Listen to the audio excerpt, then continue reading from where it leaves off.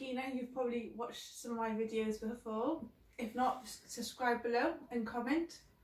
This video is going to be about like ghosting and how that affects like people who are dating.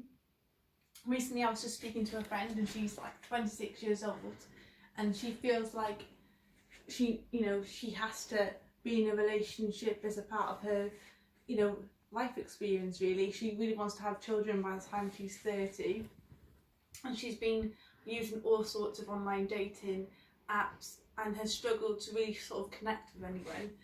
And so together we had a discussion about why she feels sort of like disconnected to these men that she meets.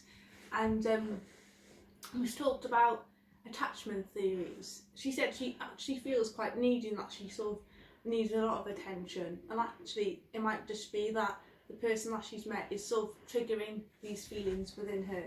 She's an independent, well-educated woman who's a teacher, lots of successful history, and yet she feels that she's struggling in this personal area of her life.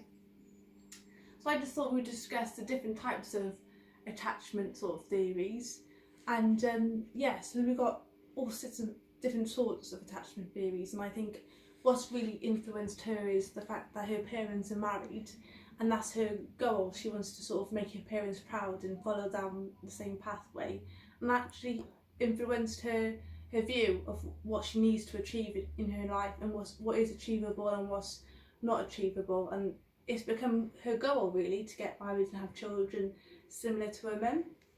So this has been a really interesting sort of relationship with this friend, watching her, supporting her through this sort of life process really that every other woman goes through.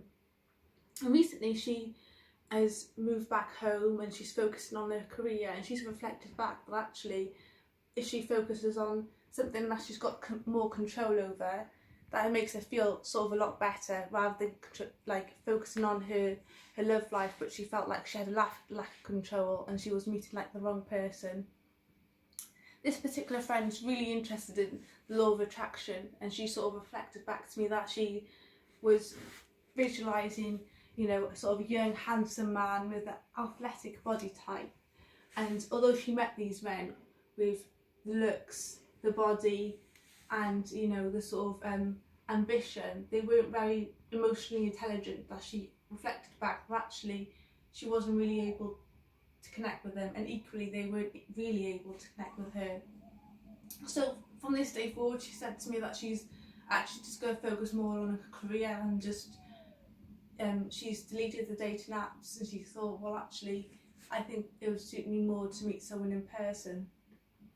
And this has influenced her confidence quite a lot actually, because she said she gets so connected with the outcome of going on that date and having that commitment and having, planning many dates afterwards, and then she realises that actually this man is not replying to any of her messages, and this really gets her down.